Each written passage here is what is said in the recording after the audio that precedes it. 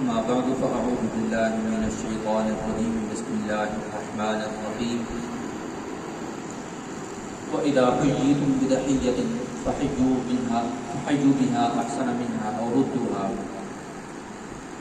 آمنت بالله صدق الله العظيم إن الله وملائكته يصلون على النبي يا أيها الذين آمنوا صلوا عليه وسلموا تسليما اللهم صل على سيدنا ومولانا محمد معظم الجود والكرم وآله وأصحابه وبارك وسلم صلاة وسلاما عليك يا سيدي يا رسول الله وعلى آلك وأصحابك يا حبيب الله مولاي صل وسلم دائما أبدا على حبيبك خير الخلق كلهم هو الحبيب الذي ترجى شفاعته لكل هول من الأهوال وغضبه.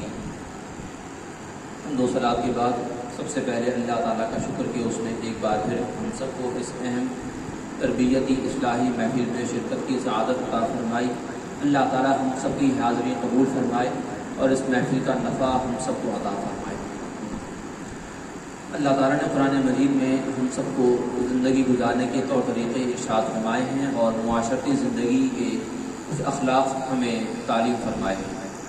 ان میں سے ایک یہ ہے کہ اللہ نے ارشاد فرمایا کہ جب تمہیں سلام کیا جائے، جب تمہیں ایک ملتے ہوئے کچھ الفاظ کہے جائیں تو جواب میں کم از کم وہی الفاظ کہو، ہو سکے تو اس سے زیادہ اچھے الفاظ کہو. فرمایا کہ اس اچھے الفاظ کہو اور اگر اچھے الفاظ نہ ہو سکیں تو کم از کم اتنے ہی الفاظ کہو. یہ اللہ تعالیٰ نے ارشاد فرمایا. اور اس سے مراد علماء نے سلام لیا ہے کہ جب کسی کو سلام کیا جائے تو سلام کے جواب میں کم از کم اتنے الفاظ تو کہنے ہی چاہیے جتنے کہ سلام کرنے والے نے کہے ہیں، اور اگر زیادہ الفاظ کہہ سکیں تو یہ زیادہ اچھا ہے. اس کی دلیل اور اس کا عملی اظہار نبی کریم صلی اللہ علیہ وسلم نے خود بھی فرمایا. ایک مرتبہ آپ علیہ السلام تشریف فرما تھے، صحابہ کرام علیہم الرحمۃ والرضوان حاضر خدمت تھے.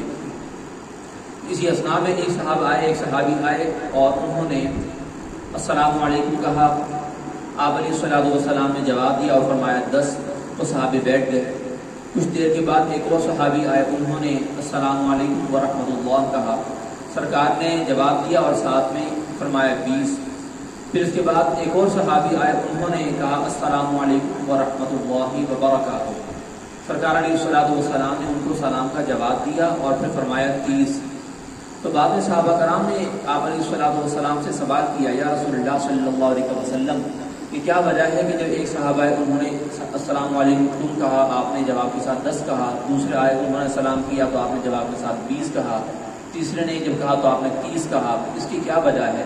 تو آپ علیہ السلام نے فرمایا کہ جو شخص جب سلام کرے اور صرف السلام علیکم کہے تو جس نے السلام علیکم کہا تھا اس کو 10 نیکیاں ملی. 10 سے مراد 10 نیکیاں. اور جس نے السلام علیکم کے ساتھ ورحمۃ اللہ کا اضافی لفظ کہا تو اس پر اس کو 20 نیکیاں ملی. تو میں نے کہا 20. اور جس نے السلام علیکم ورحمۃ اللہ وبرکاتہ اکٹھا پورے الفاظ کہے تو اس کو 30 نیکیاں ملی. تو میں نے کہا 30. تو اس لیے بہتر یہ ہے کہ جواب میں جب کوئی شخص سلام کرے پہلے تو اس کو چاہیے کہ پورے الفاظ کہے. جتنے الفاظ وہ کہے گا ثواب اس کو اتنا ملے گا. اب جو جواب دینے والا ہے اس کو بھی اگرچہ اس بات کے اختیار ہے کہ اگر سلام کرنے والے نے السلام علیکم ورحمۃ اللہ وبرکاتہ پورا کہا ہے تو جواب دینے والا بے شک سے بس وعلیکم السلام کہے تو بھی ٹھیک ہے، چل جائے گا، جواب اس کا پورا ہو گیا. لیکن بہتر یہ ہے کہ وہ زیادہ الفاظ کہے، وعلیکم السلام ورحمۃ اللہ، یا آگے بڑھ کے ورحمۃ اللہ وبرکاتہ پورا کہہ لے.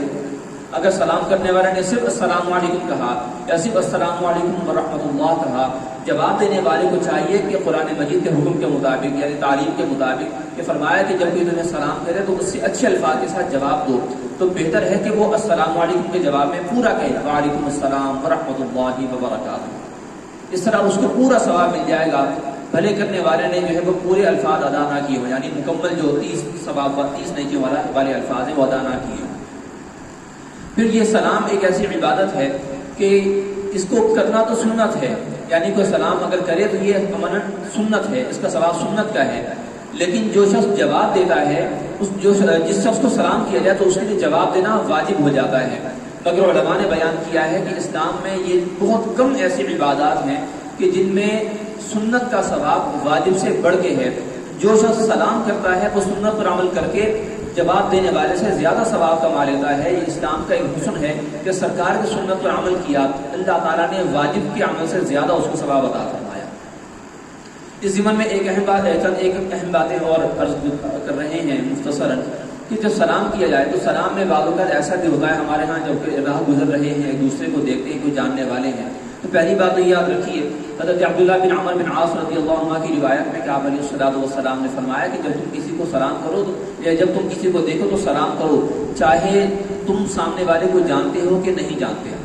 لہذا سلام کرنا چاہیے، کوئی بھی ہو، ہمارا جاننے والا ہو، رشتہ دار، دوست پڑوسی ہو یا کوئی انجان بندہ ہو، راہ سے گزرتا ہے سلام کر لیا۔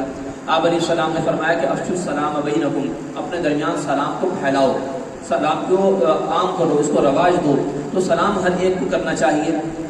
اب سلام الفاظ سے ہوگا، زبان سے کیا جائے گا۔ ہمارے ہاں عموماً ایسا ہوتا ہے کہ سر ہلا دیا تو اس سے وہ سمجھتے ہیں کہ ہم نے سلام کیا، حالانکہ نہ یہ سلام ہے نہ اس میں سلام کا جواب ہے۔ سامنے والا جب اگر جواب میں سر ہلا دی تو اس کو بھی کوئی سلام کا ثواب نہیں ملے گا، کیونکہ یہ سلام نہیں ہے۔ سلام زبان سے ہوتا ہے، منہ سے ہوتا ہے، یہ باقاعدہ الفاظ پر ہمیں اس میں شریعت نے عطا فرمایا، سنت نے عطا فرمائے، تو یہ سلام ہوتا ہے، سلام منہ سے۔ تو سلام الفاظ میں جب کیا جائے گا تو ہی اس کا ثواب ملے گا، خالی سر ہلانے سے یا سینے پہ ہاتھ رکھ لینے سے یا خالی ہاتھ اٹھا لینے سے۔ یہ تو ایک اس بات کی کا اظہار اور علامت ہے کہ جی میں نے آپ کو دیکھ لیا، آپ نے مجھے دیکھ لیا، میں نے آپ سے منہ نہیں پھیرا، آپ نے مجھ سے منہ نہیں پھیرا، کوئی ناراضگی نہیں ہے، دوستی یاری قائم ہے، یہ تو اس بات کا اظہار ہے۔ لیکن جو سلام جو سنت ہے عمل اور جس پر ثواب اللہ تعالیٰ عطا فرماتا ہے وہ الفاظ کے ذریعے ہے۔ جب تک بندہ الفاظ عملاً ادا نہیں کرے گا اپنی زبان سے، اس کو ثواب نہیں ملے گا، نہ سلام کی عبادت ادا ہوگی۔ پھر اس کے بعد یاد رکھیے بعض لوگ ایسا کرتے ہیں کہ ہاتھ ملاتے ہیں لیکن ہاتھ ملاتے ہوئے سلام نہیں کرتے، یعنی منہ سے الفاظ ادا نہیں کرتے، بلکہ وہ خالی ہاتھ ملاتے ہوئے یہ سمجھتے ہیں کہ ہم نے سلام کر لیا۔ یاد رکھیے ہاتھ ملانا عربی کے اندر اس کے لیے لفظ مصافحہ آتا ہے، یہ ایک الگ عمل ہے، سلام کرنا ایک الگ عمل ہے۔ اگرچہ مصافحہ کرنا بھی سنت الگ سے موجود ہے، مگر اس سنت سے زیادہ تاکید الفاظ اور منہ سے سلام کر کے الفاظ کی ہے، لہٰذا منہ سے بھی ساتھ میں سلام کے الفاظ کہنے چاہیے، اور مصافحہ کرنا الگ سنت ہے۔ اور اس کی فضیلت میں ایک حدیث شریف یہ ہے، آپ علیہ الصلوۃ والسلام نے ارشاد فرمایا کہ جب کوئی دو مسلمان آپس میں ملتے ہیں اور ایک دوسرے سے ہاتھ ملاتے ہیں اللہ تعالیٰ کی رضا کے لیے، جب یہ نیت ہوتی ہے کہ اللہ کو خوش کرنے کے لیے ایک دوسرے سے ہاتھ ملا رہے ہیں، تو اللہ تعالیٰ ان کے جدا ہونے سے پہلے، ہاتھوں کے جدا ہونے سے پہلے ان کے تمام گناہوں کو معاف فرما دیتا ہے۔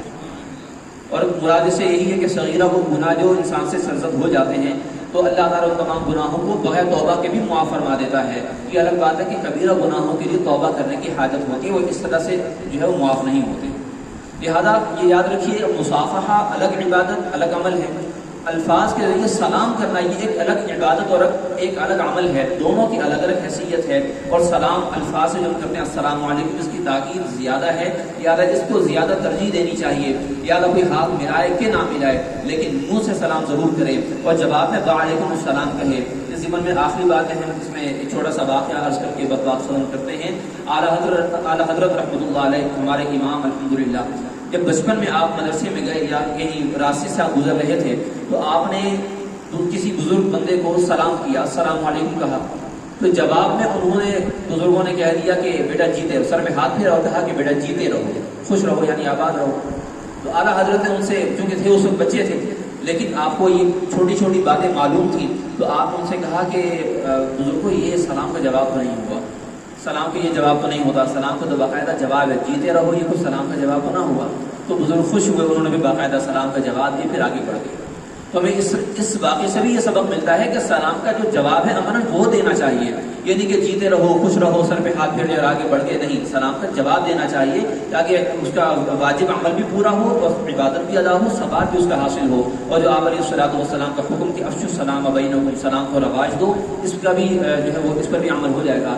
اللہ تعالیٰ سے دعا ہے کہ اس عمل کو عام کرنے کی توفیق عطا فرمائے، اور حدیث شریف کے مطابق سلام کرنا، سلام کا جواب دینا، یہ مسلمان پر حق بتایا گیا ہے۔ اللہ تعالیٰ اس حق کو ادا کرنے کی بھی توفیق عطا فرمائے۔ وما علیہ الا البلاغ۔